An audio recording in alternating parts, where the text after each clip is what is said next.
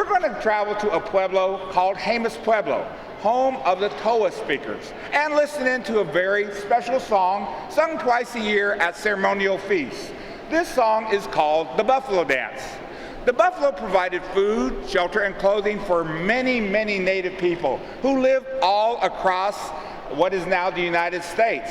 In fact, there were even buffalo right here in the state of Maryland until the year 1923. So you can see the wide expanse and range of different types of buffalo. So at this time, I want to share with you a Jemez Pueblo buffalo song from the state of New Mexico.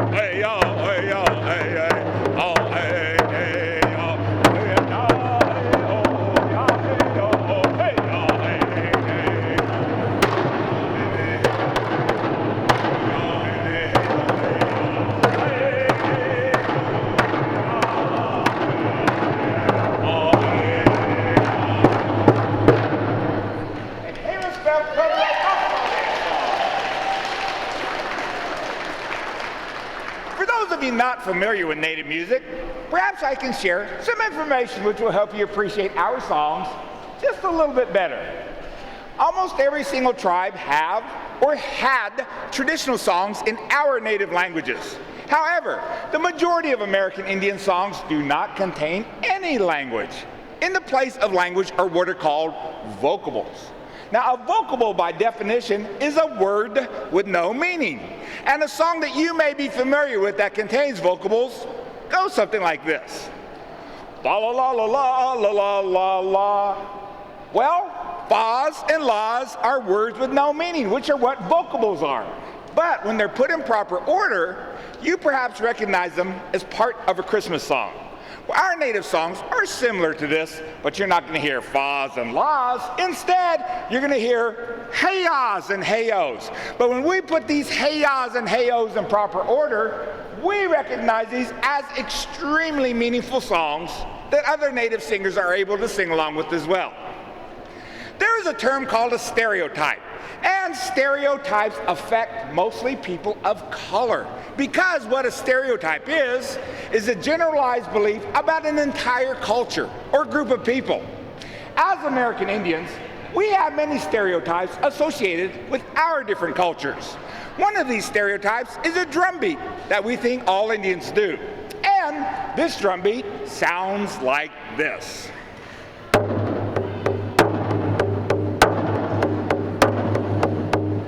Anybody ever heard that drum beat before? I thought so. Well, my expertise is in traditional Native singing as well as dancing. And I'm here to tell you that there's not one single group of Indians that actually uses this drum beat. So from this, I want you now to recognize that whoever put this drum beat on television, the movies, or wherever you heard it before was probably not a real Native. Nor did they know very much about American Indian singing, because again, no Indians use this drum beat. I do want to share with you, however, some authentic drum beats. And these drum beats are used in ceremonials and social occasions all throughout Indian country. And these drum beats sound like the following.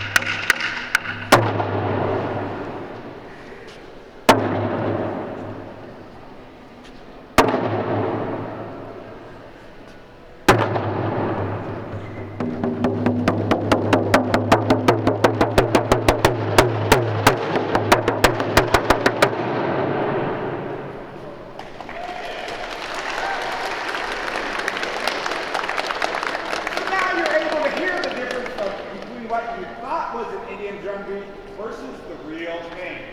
Now I'm going to put an actual song to this last drum beat you just heard. Like any art form, American Indian singing has different degrees of excellence. Therefore, the song I'm going to share with you at this time is used to determine singing excellence through competition. Now, to give this song some value, I want you to know that there would be adult male dancers called fancy dancers, wearing beautifully colored feathers, beadwork, and moccasins, whose job it would be to keep up with the rapid cadence of this drum with their footwork. And when the song stops, the dancers stop precisely on time, because if they misstep, they might be disqualified from winning hundreds, even thousands of dollars in prize money. So, with that introduction, please enjoy one of my very own compositions, which helped my singing group win a singing championship at the largest of all Indian celebrations called the Gathering of Nations. This is a men's fancy war dance song.